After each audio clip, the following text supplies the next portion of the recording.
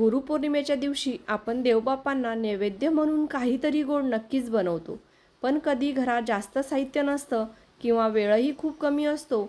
अशा वेळी आजची ही रेसिपी तुमच्यासाठी अगदी परफेक्ट आहे. आज आपण अगदी 5 मिनिटात कमी साहित्यामध्ये आणि कमी तुपात मस्त गोल गरगरीत तोंडात टाकताच विरघळणारे नैवेद्याचे लाडू बनवणार आहोत. नमस्कार, मी रसिका. रसूची रसोईमध्ये तुमचं सगळ्यांचं मनापासून स्वागत. सर्वप्रथम इथे एक खोलगट भांडं घ्यायचं आहे आणि या भांड्यात अर्धा कप गव्हाचं पीठ घ्यायचं आहे. आज आपण अगदी 5 मिनिटात तयार होणारे झटपट लाडू बनवणार आहोत आणि त्याच कपाने मोजून 1 कप बेसन पीठ घ्यायचं आहे. त्यानंतर यामध्ये थोडंसं मीठ घालायचं आहे आणि 2 टेबलस्पून भरून साजूक तूप घालायचं आहे. तूप मी इथे वितळून किंवा गरम करून घेतलेलं नाही, साधंच तूप वापरलं आहे. आता हे तूप पिठाला हाताने व्यवस्थित चोळून एकजीव करून घ्यायचं आहे. यामुळे तूप पिठाला प्रत्येक कणाला छान लागतो आणि पराठे भाजल्यानंतर खूप खुसखुशीत तयार होतात. त्यानंतर गरम करून पूर्ण थंड केलेल्या दुधाने हे पीठ मळून घ्यायचं आहे. दूध थोडं थोडं घालत चपातीच्या पिठापेक्षा थोडं घट्ट पीठ मळून घ्यायचं आहे. कधी घरात जास्त साहित्य नसतं आणि देवाला नैवेद्य दाखवण्यासाठी पटकन काहीतरी गोड बनवायचं असतं. अशा वेळी ही रेसिपी नक्कीच करून बघा. अगदी 5 मिनिटात तयार होते, कमी साहित्य आणि चवही अप्रतिम. आता हे मळून घेतलेलं पीठ अगदी मिनिटभरच आपल्याला झाकून ठेवायचं आहे. 1 मिनिटानंतर पीठ छान सेट झालं आहे. आता या पिठाचे 2 समान गोळे तयार करून घेऊया. पिठाचं टेक्स्चर पाहून तुमच्या लक्षात आलंच असेल की पीठ थोडंसं घट्ट मळायचं आहे, खूप मऊ किंवा पातळ ठेवायचं नाही. हे पीठ मळण्यासाठी मला साधारण पाव कपच दूध लागलं आहे.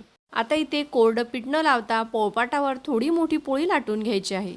पोळी थोडी मोठी लाटून झाली त्यानंतर तिच्यावर साजूक तूप समान पसरवून घ्यायचं आहे.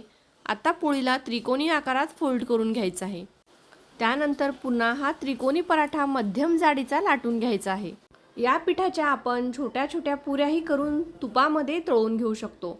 पण आज मी कमी तुपात लाडू बनवणार आहे, त्यामुळे मी हा त्रिकोणी पराठा तयार केला आहे. आता हा पराठा तव्यावर दोन्ही बाजूनी छान खरपूस भाजून घेणार आहे. गॅसवर मी आधीच तवा गरम करायला ठेवला होता. तवा छान तापला आहे. तव्यावर हा तयार केलेला पराठा घालूया. एक बाजूनी हलकीशी भाजून झाली की पराठा पलटून घेऊया.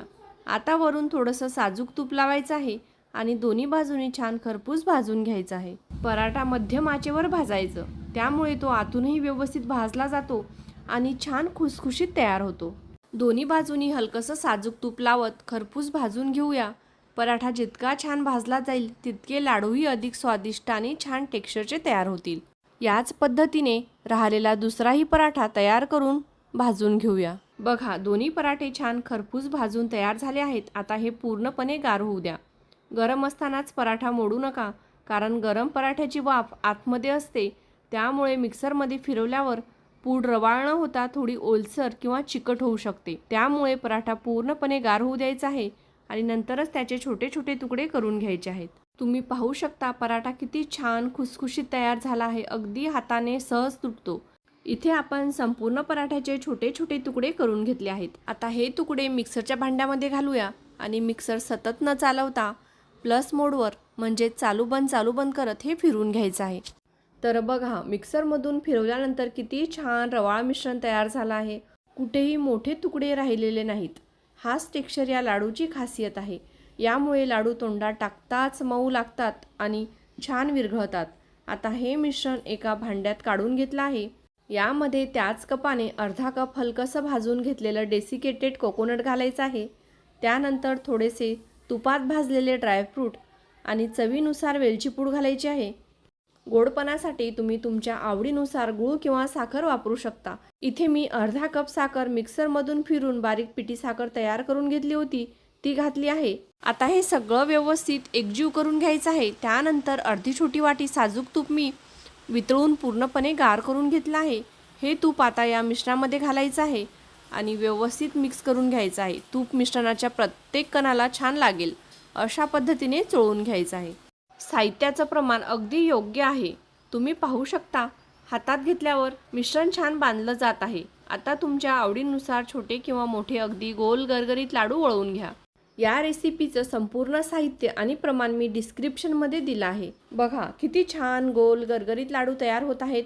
हे लाडू बनवायला अजिबात अवघड नाहीत. अगदी कमी वेळात कमी साहित्यामध्ये आणि कमी तुपात ही रेसिपी तयार होते. त्यामुळे अचानक देवाला नैवेद्य दाखवायचा असेल, घरी पाहुणे आले असतील किंवा पटकन काहीतरी गोड खावं असं वाटत असेल तर ही रेसिपी नक्कीच करून बघा. लाडू इतके मऊ होतात की तोंडात टाकताच विरघळतात. गुरुपौर्णिमेच्या निमित्ताने तुम्ही ही रेसिपी नक्की करून बघा. रेसिपी आवडली असेल तर व्हिडिओला लाईक करा. तुमच्या मित्र-मैत्रिणी, नातेवाईक आणि परिवारासोबत हा व्हिडिओ शेअर करा, म्हणजे त्यांनाही ही सोपी आणि झटपट रेसिपी पाहायला मिळेल. आणि जर तुम्ही माझ्या चॅनलवर नवीन असाल तर अशा साध्या, सोप्या, पारंपरिक आणि रोजच्या उपयोगाच्या चविष्ट रेसिपीज पाहण्यासाठी माझ्या चॅनलला नक्कीच सबस्क्राईब करा.